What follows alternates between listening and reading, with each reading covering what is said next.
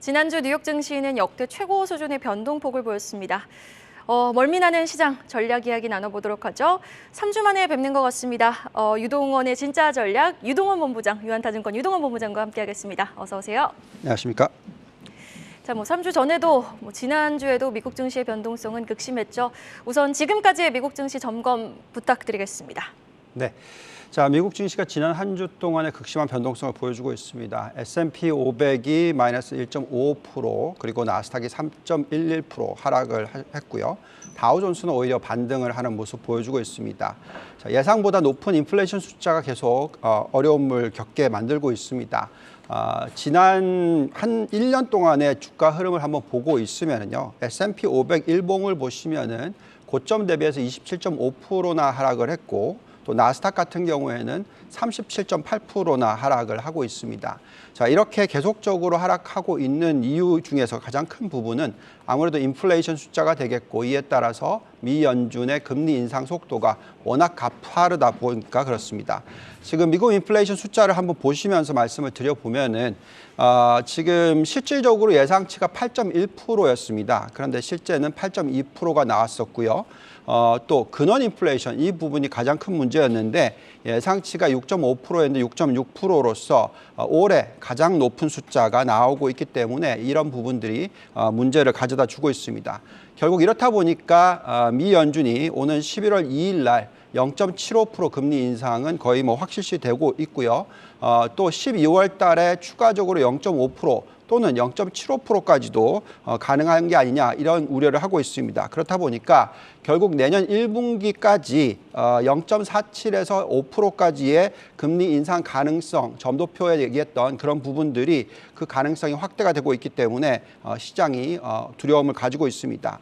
하지만 좀 길게 보시면은요, 기본적으로 미 연준의 금리 인상의 속도는 아마도 내년 초가 되면은 멈추게 될 것이고, 금리 인상보다는 오히려 안정적인 금리가 생기지 않을까 이렇게 생각을 하고 있습니다. 자, 그 이유는 미국의 지금 주택 수요가 지금 가장 큰 폭의 이 CPI 상승률에 영향을 미쳤었는데 그 부분이 지금 급격하게 하락하고 있다라는 부분을 볼 수가 있겠습니다. 지금 모기지에 대한 수요가 워낙 급감을 하고 있기 때문에 인플레이션이 하락을 할 수 있을 가능성에 대해서 점쳐지고 있는 것이죠. 그래서 지금 가장 중요한 포인트는 뭐냐면 인플레이션과 기준금리의 차이, 이 부분이 내년 1, 4분기가 되면은 기준금리보다는 인플레이션이 더 낮아질 수 있는 가능성, 이 부분에 차트 한번 올려주시면 그 부분이 지금 상당히 중요하다라고 말씀을 드리고 있습니다. 그래서 기준금리와 지금 인플레이션 이 숫자의 변화가 굉장히 중요한데 네. 저기 나와 있듯이 빨간 박스권 안에 내년 3월부터 6월 달까지 보면은 인플레이션이 금리보다는 낮아지게 될 것이다. 자, 이 부분이 가장 중요한 포인트가 되겠습니다. 내년 1, 4분기가 되면은 인플레이션이 기준금리보다는 낮아질 것이다라고 좀 정리를 해주셨는데 이렇게 시장이 호재를 찾으려고 노력을 합니다. CPI 발표 날도 피크를 찍었다는 기대감에 목요일장의 지수가 급등을 했잖아요. 그래서 악재에는 좀 둔감하고 미반영 호재에는 좀 민감하게 반응할 수 있다는 기대감이 있다는 건데 지금 선진국 증시 금리 인상에 따른 부담 악재가 얼마나 반영이 된 겁니까? 네, 자, 그게 중요한 거겠죠. 네. 이미 어느 정도까지 금리가 올라갈지 예측을 하고 있는데 그것보다 더 올라갈 거다 그러면 하락할 것이고 그것보다는 덜 올라갈 것이다 하면은 상승할 수 있겠죠. 그래서 그 부분에 있어서 좀 분석을 해봤습니다. 지금 선진국 전반적으로의 상승 여력은 17%로서 상당히 높게 나옵니다. 미국의 나스닥, 그러니까 지금 금리에 가장 민감한 지수이죠. 이쪽도 지금 30% 이상의 상승 여력을 가지고 있다라고 나옵니다. 자, 그런데 이 부분에 있어서 금리의 민감도를 보고 좀 분석을 해보면은요, 어떤 숫자가 나오냐면, 만약에 지금 현재의 금리가 4%인데 이것을 5%까지 올라갈 것이다 예측을 하고 지수를 계산을 해보면은요, 나스닥의 적정 가치가 11,886포인트 정도가 나옵니다. 여기다 앞으로 경기가 침체로 갈 수 있다라는 것을 집어넣고 컨센서스 이익을 지금 현재보다도 20% 정도 자르고 깎고 그러고 보면은 1,600포인트 정도가 나옵니다. 즉 지금 지수대가 나오는 것이죠. 그래서 금리 5%는 이미 반영이 됐다라고 생각합니다. 이게 미 연준이 얘기하고 있는 숫자죠. 근데 만약에 6%까지 올라간다. 자, 이렇게 되면은 추가적으로 어느 정도의 민감도가 생기냐면 적정 지수가 12% 정도 깎이게 됩니다. 그래서 그만큼 추가적으로 10,000포인트 이하로 떨어질 수도 있다. 이런 숫자가 나오게 되겠죠.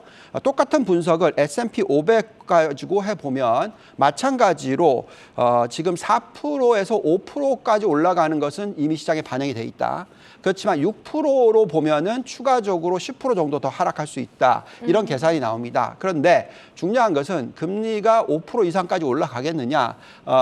지금 블러드 총재가 얘기했던 보시면 4.5%까지 올리면 끝이다. 뭐 이런 얘기까지 나오고 있죠. 그래서 5%를 반영한 지금 지수대라면 추가로 더 올라가는 것보다는 그래도 어느 정도 안정을 찾을 수 있지 않을까라는 기대도 가져볼 수 있을 것 같습니다. 네.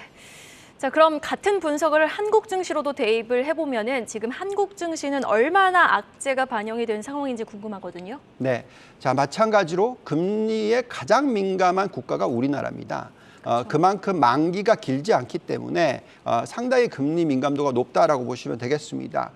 지금 한국의 10년 국채 금리가 4.18%입니다. 그러니까 상당히 많이 올라왔습니다.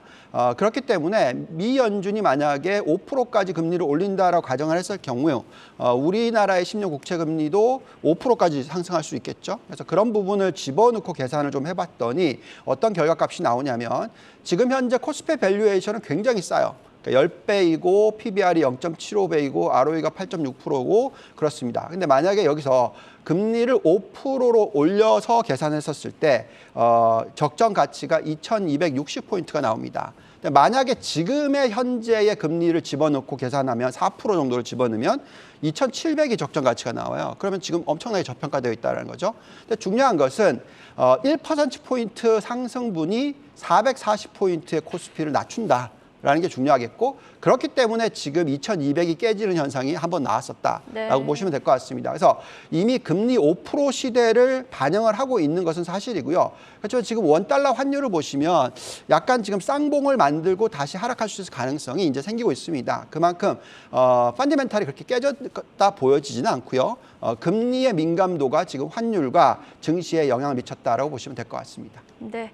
자, 그럼 또 어제 당대회를 개막한 중국 이야기도 한번 해볼까요? 본부장님은 최근 중국 증시 매력도가 굉장히 크게 상승하고 있다고 보신다는데 어디서 그 이유를 찾아볼 수 있을까요? 네, 지금 상해종합지수 차트와 심천종합지수 차트를 한번 보시면은 미국보다 좀 빨리 움직이고 있어요. 4월 달에 저점을 찍었던 것이 반등을 했고요. 그리고 나서 하락을 했고 최근에 또 반등이 일어나고 있습니다. 그렇기 때문에 기본적으로 지금 상해종합지수는 상당 부분 안정적이다라고 보시면 될 것 같은데 결국 적정지수와 금리가 중요합니다.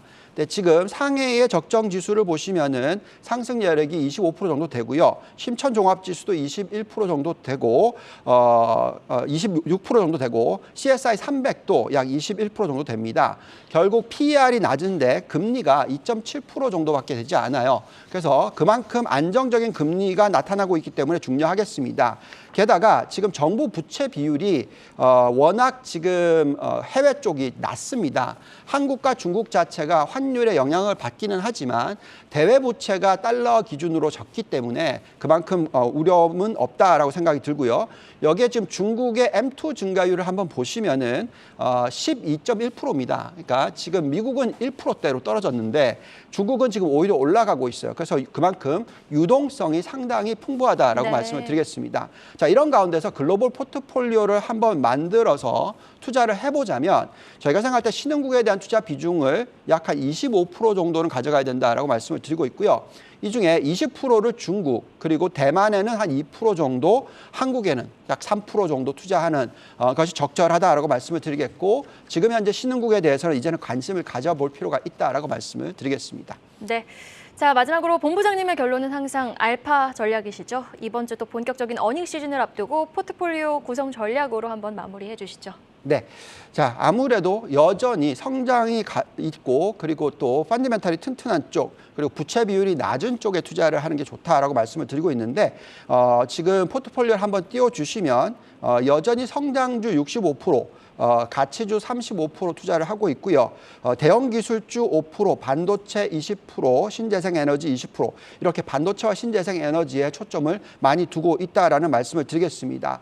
포트폴리오는 이렇게 구성을 하시고요. 많은 분들이 지금 두려워하시는 부분이 현금 들고 있어야 되는 게 아니냐 이런 얘기를 합니다. 만약에 현금을 들고 있다 하더라도 금에 대한 투자는 삼가하시라는 말씀을 드릴게요. 네. 왜냐하면 지금 미국의 실질 금리가 1.63%입니다. 그러면 과거의 금융위기 이후에 가장 높은 수준이에요. 이렇게 높은 실질 금리 시대에서는 금과의 상관관계를 보시면 금 가격이 추가로 하락할 룸이 굉장히 많이 남아 있다라고 판단이 듭니다. 그래서 지금은 일정 부분 현금을 가져간다 하더라도 금에 대한 투자는 삼가하시라는 말씀을 드리겠습니다. 네, 알겠습니다. 지금까지 유한타증권 유동원 본부장과 함께 해봤습니다. 오늘 말씀 고맙습니다. 감사합니다.